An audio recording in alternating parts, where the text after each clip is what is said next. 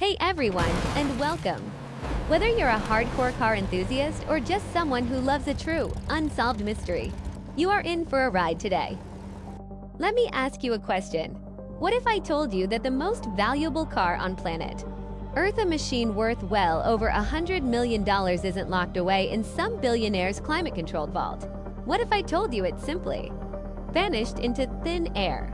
Stick around, because by the end of this story, you might just find yourself wanting to book a flight to Europe with a flashlight and a crowbar to hunt down a ghost. When you hear the name Bugatti today, what comes to mind? Billionnaire in Monaco. Rappers showing off in music videos. Bullet-shaped hypercars engineered to break 300 miles per hour on perfect, empty stretches of asphalt.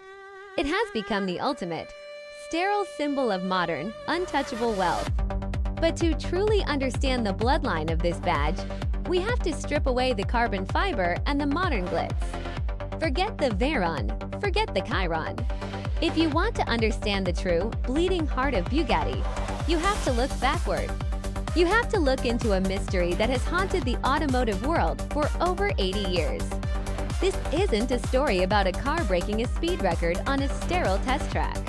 This is a story about art, war, and the greatest disappearing act in mechanical history. It is 1936. The world is on the brink of catastrophic war. But inside the Bugatti factory in Molsheim, France, a young genius named Jean Bugatti is ignoring the politics of men. He is trying to build a masterpiece. Jean is the son of the company's founder, Ettore Bugatti. But Jean is different. He isn't just an engineer, he's an artist. He envisions a car that looks like a tear cut through the wind. He calls it the Type 57 SC Atlantic. Even by today's standards, the Atlantic looks like an alien spacecraft. To keep it incredibly light, Jean wanted to build the body out of electron, an aerospace alloy of magnesium and aluminum. There was just one problem.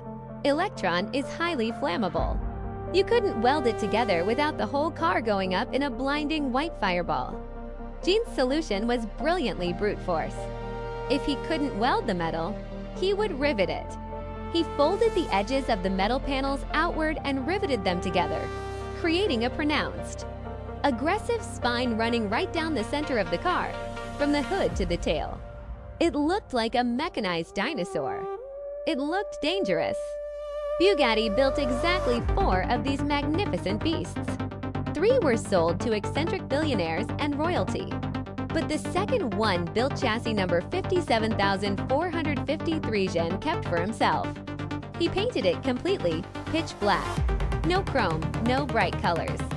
Just a dark, supercharged inline 8 shadow tearing through the French countryside. He named it La Voiture Noire, the black car. For a few short years, La Voiture Noire was the undisputed king of the road. Jean drove it relentlessly, using it for promotional shoots and lending it to legendary Grand Prix racers. When it roared past, it sounded like thunder trapped inside a metal drum. Then tragedy struck.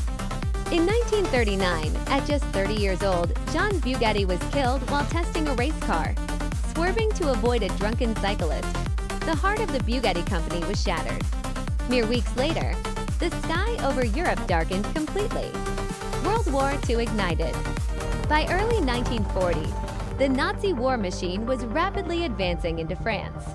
The Bugatti factory in Molsheim was located dangerously close to the German border. Fearing the factory would be seized and knowing that high-ranking Nazi officers had a severe obsession with stealing priceless art and automobiles, the surviving Bugatti engineers scrambled to hide their treasures. In a desperate panic, they loaded the remaining cars, machinery, and blueprints onto a freight train headed for the safe haven of Bordeaux, deep in the south of France. Among the cargo strapped into the dark wooden boxcars was La Voiture Noire. The train departed. It chugged across a fractured, panicked country, dodging airstrikes and military checkpoints. Eventually, it arrived in Bordeaux. The massive iron doors of the freight cars were pulled open. The machinery was there. The blueprints were there. La Voiture Noire was gone. To this day, nobody knows what happened between Molsheim and Bordeaux. Did the train stop in a rural village, where a rogue German officer commandeered it? Was it diverted and hidden in a collapsed French mine shaft by a loyal Bugatti mechanic? Was it put on a ship that was subsequently torpedoed into the abyss of the Atlantic Ocean? Or is it sitting, right now, under a dusty tarp in a forgotten barn somewhere in Europe? Its owner completely unaware that they are using a masterpiece to prop up old farming equipment.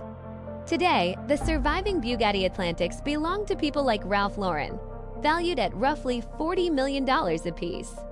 But la Voiture Noire, the ghost, the personal chariot of a doomed genius, lost in the fog of the Second World War?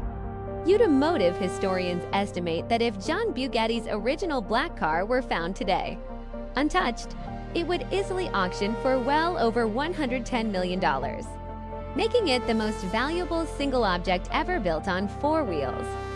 So, the next time you drive past an old, abandoned barn out in the countryside, take a second look, because the holy grail of the automotive world is still out there, hidden in the dark, just waiting for someone to open the doors. Thanks so much for joining me on this dive into one of history's greatest unsolved mechanical mysteries. If you enjoyed the ride, be sure to hit that like button. Subscribe for more incredible stories. And let me know down in the comments, where do you think the black car is hiding? Until next time, keep your eyes open, stay curious, and I'll catch you in the next one. Take care.